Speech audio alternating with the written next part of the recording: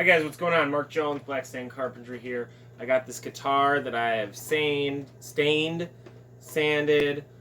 finished, sanded over and over again.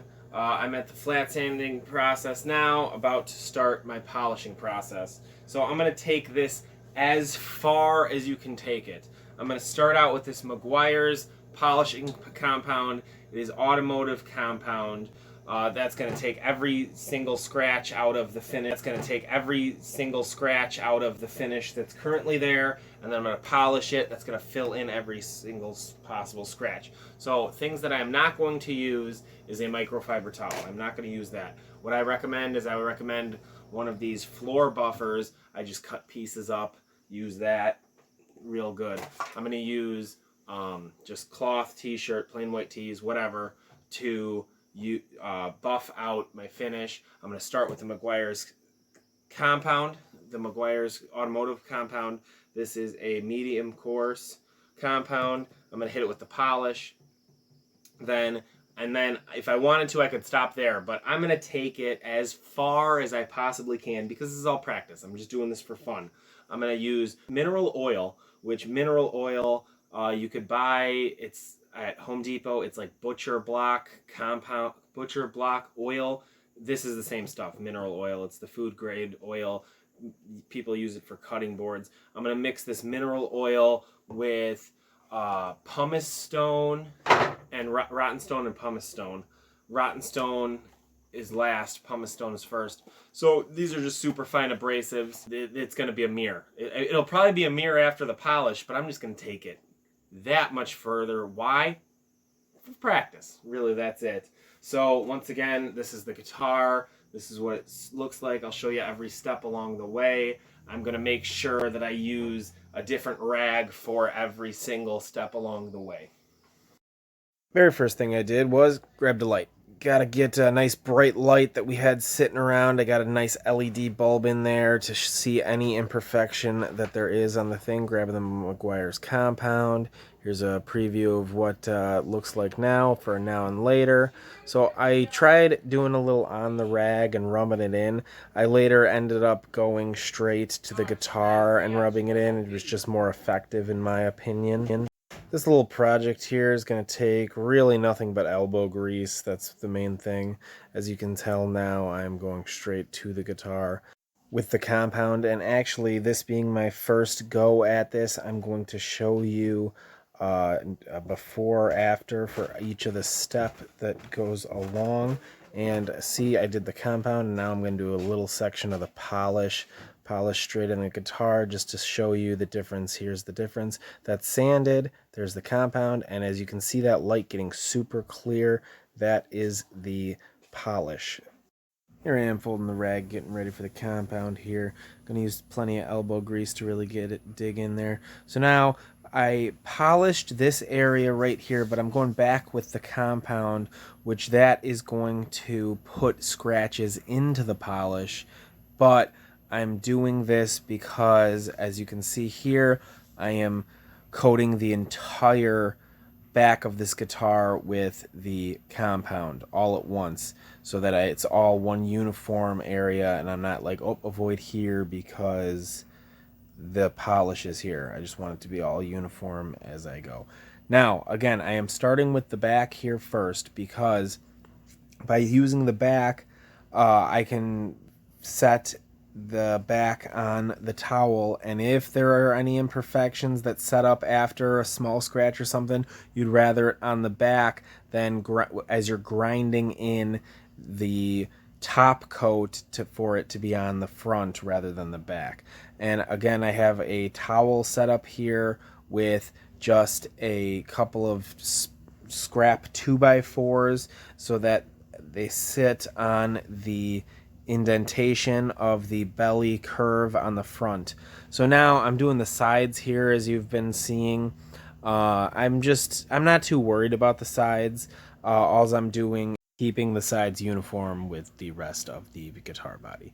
Now I'm looking in that light at a very low angle to see if there are any ununiform spots at all. And what I do is you keep folding over the rag, and what you're doing is you're burning the polish, or in this case the compound, into any small cracks or crevices of the finish to remove the scratches. So now if you were to look at this through a microscope, you'll end up seeing hundreds and thousands of scratches, and they tell you to go in a circular motion here, as you can see, so that you hit every angle of the scratch that might be there.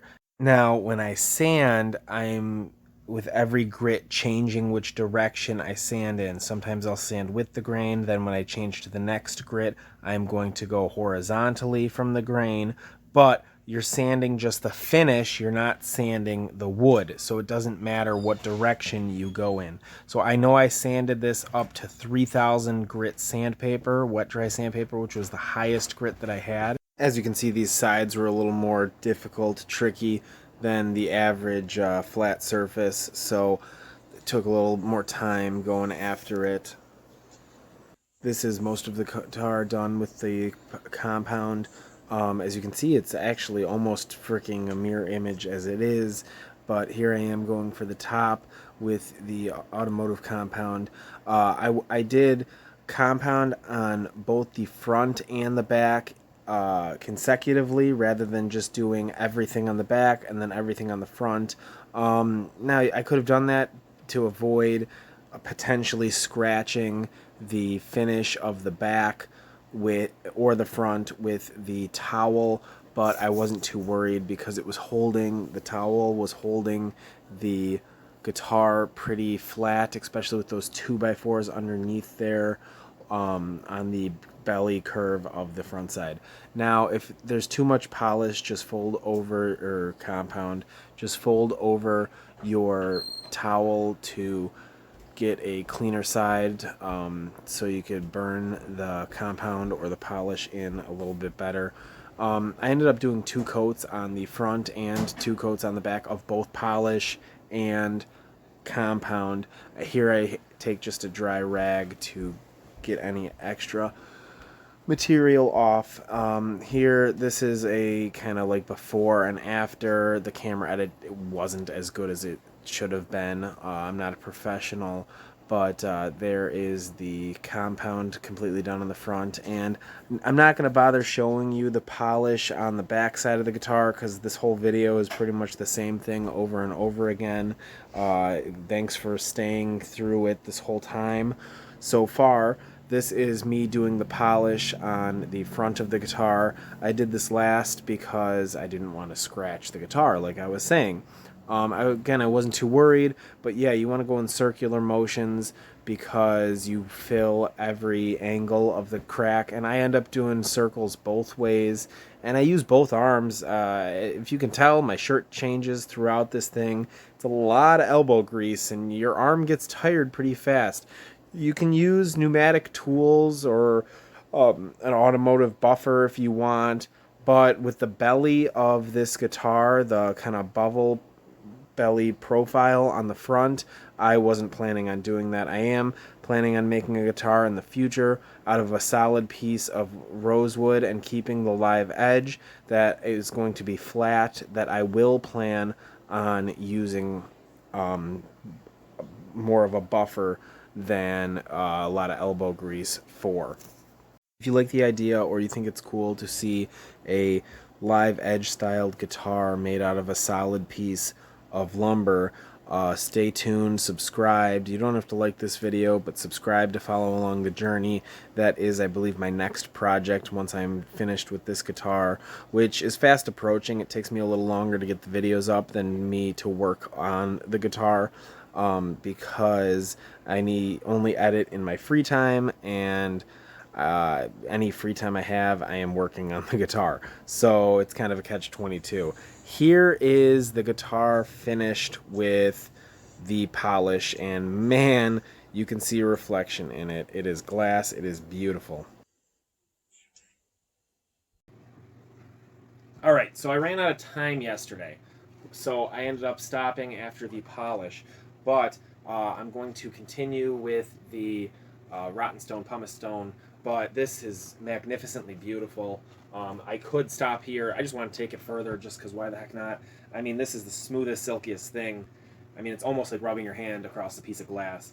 But now I'm going to take it to the even next step with the pumice stone followed by the rotten stone. And pumice stone and rotten stone are just they're volcanic stone that's just been mashed and grind up real fine to a powder. So I'm going to mix that with some water and some mineral oil along with the powder in order to get the desired result that I want. So I'm going to start with the backside. I put some just cheap disposable latex gloves on for this. You know, I wish I had latex gloves for the entire duration of the project. Here's my soapy water that I'm going to mix with on the rag.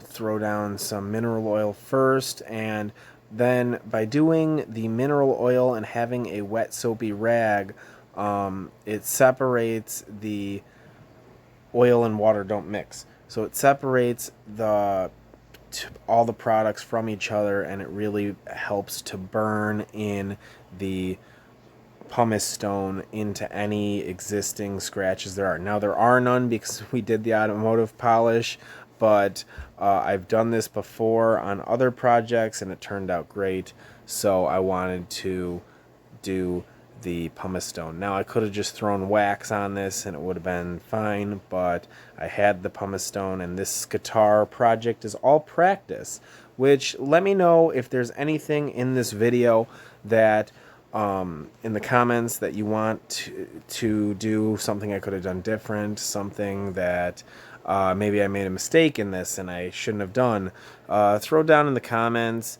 Also, like I said, you know, hit the subscribe button to watch any future guitar builds, table builds that I do.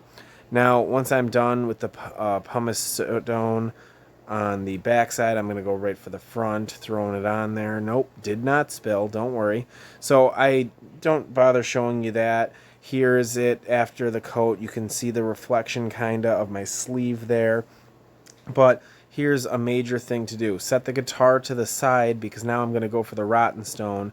What I want to do is I don't want any of the material, the powder of the pumice stone to get on the finish of the next abrasive that I use, the rotten stone, cleaning out all the little cracks and grooves to make sure that I'm not putting finer and finer scratches in, but roughing it up with a little bit of the pumice stone. So here I am. I already did the backside of the rotten stone. I don't think you needed to see both, but I wanted you to see each of the applications. So I had a rag that was already lubricated with the oil, so I decided to kind of lubricate it a little bit before I threw more on the front. It worked out fine. And when you're doing this pumice stone and this rotten stone, you really want to dig in, push in as hard as you can. And I noticed that it was a little dry, so I'm adding a little bit more oil. But what you want to do is you want to burn this in as much as possible with long, hard strokes. Now, I probably could have gone longer and harder, but you know, it ended up getting to where I wanted it, and I was pleased, so I wasn't too worried. Now, when this is all said and done, and here I'm kind of just wiping off the sides, I don't believe I did any pumice stone, rotten stone on the sides. I thought I was pleased with it, but I just kind of cleaned off the sides because, yes, there was some overspill. But you could put wax on this if you want. I did not. I thought it was beautiful because wax is going to take some of the shine out of it unless you spend hours buffing it out. Now, here it is all said and done. I believe I buffed it with just a clean rag for a little while longer. But anyways, thanks for watching. Mark Jones with Black Stain Carpentry.